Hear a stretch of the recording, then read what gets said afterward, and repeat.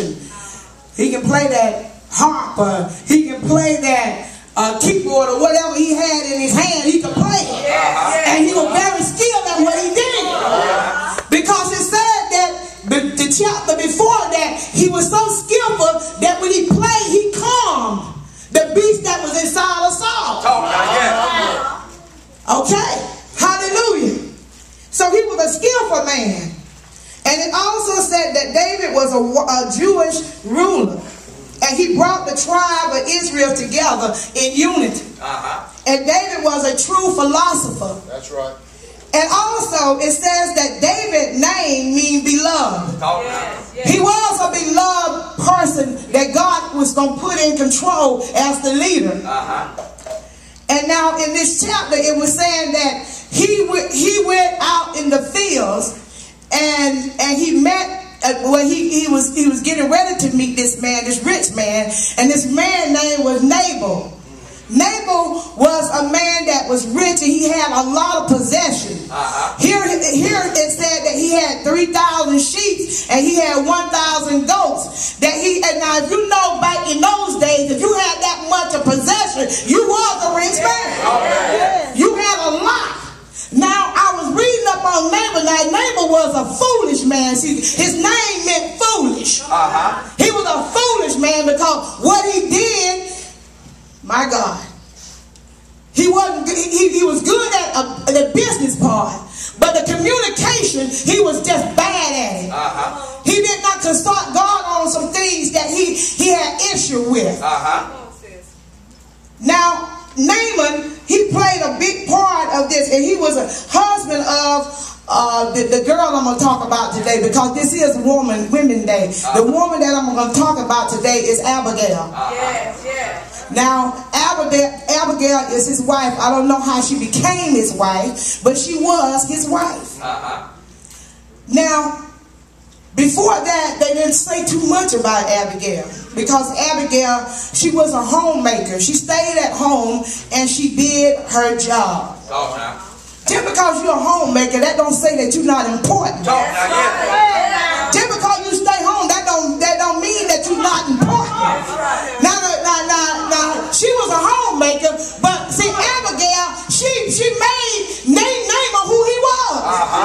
Reason why? Because she was a businesswoman. She managed everything, and she managed it right.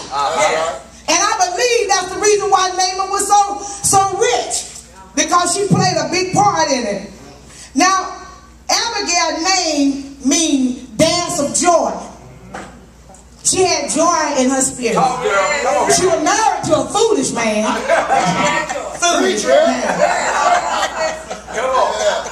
She was married to a foolish man that didn't have no sense. When he's supposed to have sense, he didn't have any. I don't know why she was in that situation, but she was. But she was a woman of God. And what I like about her, it says also that she was excellent in what she did. And not only that, she had an IQ of what is the highest IQ? She had about 150. All right, she had about 150. No, 200. Let's give her 150. Right. She was married to a foolish man.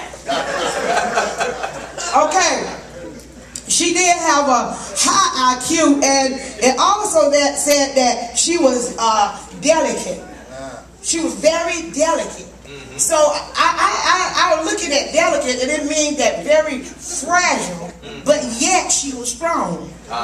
She was fragile, but she was strong. Now she was a real woman, and not only that, she was beautiful, fine. She was fine. This girl was fine. She had all the curves in all the right places, and I'm sure her hair just went just as. She didn't have to get the weave, and she didn't have to go get all that extension in her head. She had it going on. Now, what I like about Abigail is, Abigail, she consulted God about everything. it says that not only was she beautiful and her countenance, and she was and it says also that she was a woman of good understanding and prudence. And I looked up the word prudence, and it said buying, separated mentally, understand, attentive, considerate. Now these are all the things that was about Abigail.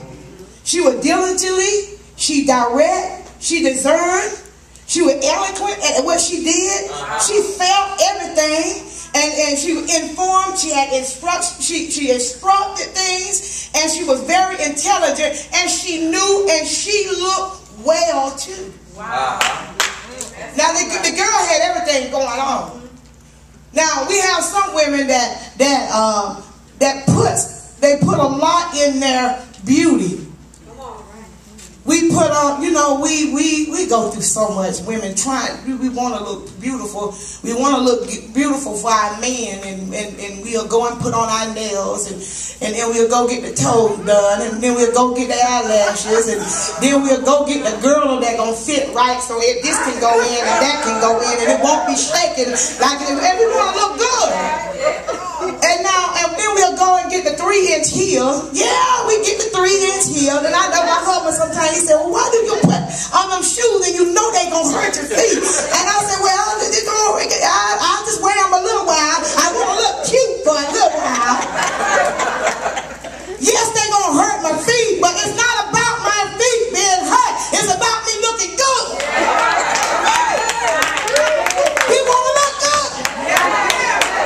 When we go out in public, we want to look good. And she was a person